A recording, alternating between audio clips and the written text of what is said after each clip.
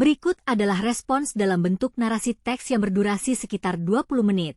Lembaga Survei Indonesia, LSI, baru saja merilis hasil survei elektabilitas pasangan calon gubernur dan calon wakil gubernur di Jakarta.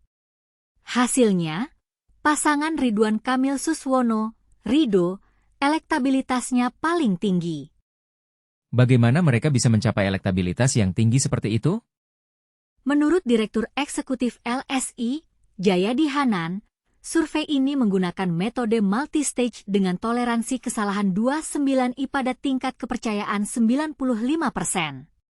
Sampel sebanyak 1.200 orang diambil dari seluruh kota administratif di Provinsi Daerah Khusus Jakarta yang terdistribusi secara proporsional. Teknik pengambilan jawaban dilakukan dengan melakukan wawancara tatap muka. Sebelum masuk ke elektabilitas pasangan calon, survei ini menampilkan hasil simulasi 3 nama kandidat calon gubernur. Hasilnya, Ridwan Kamil, RK, mendapat 53,9%, Pramono Anung 20,8%, dan Dharma Pongrekun 3,3%.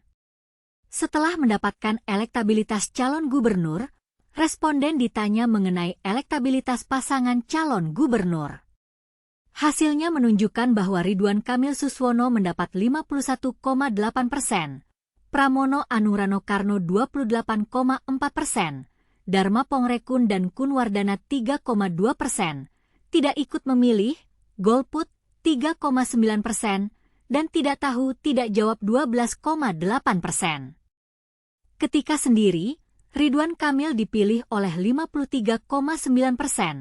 Kemudian ketika dipasangkan sebagai pasangan, Ridwan Kamil Suswono itu kurang. Tidak terlalu berubah ada 51,8%.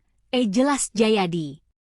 Namun, yang menarik adalah ketika Pramono Anung digabungkan dengan Rano Karno, suara Pramono Anung tadi yang kalau sendiri hanya mendapat 20%.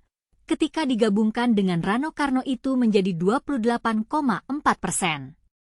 Jadi kita melihat di sini ada pengaruh cukup besar dari Rani Karno sebagai cawagup dari Pramono Anung. Tapi, Jayadi juga mengatakan bahwa hasil ini masih cair. Sebab, dalam survei ini, kata Jayadi, 64% responden menyatakan belum yakin dengan pilihannya. Kalau misalkan pilkada dilaksanakan ketika kita melakukan survei, itu berarti Ridwan Kamil sudah melewati batas 50% lebih yang dipersyaratkan untuk dinyatakan sebagai gubernur terpilih di Jakarta. Tetapi kalau kita lihat data di awal, jadi pilihan ini belum pasti diputuskan oleh pemilih, jelas Jayadi. Sementara itu, di Jawa Tengah, pasangan calon Ahmad Lutfi Tajiasin unggul dari paslon Andika Perkasa Hendrar Prihadi, Hendi, berdasarkan survei Pilgub Jateng yang digelar Kanigoro Network dengan raihan 45,2% berbanding 37,7%. Ahmad Lutfi merespons terkait hasil survei tersebut. Saya belum pernah lihat survei, kata Ahmad Lutfi.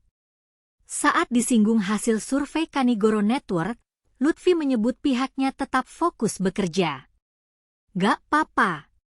Yang penting kita kerja. Kerja saja. Survei kan penunjang aja, sambung Lutfi.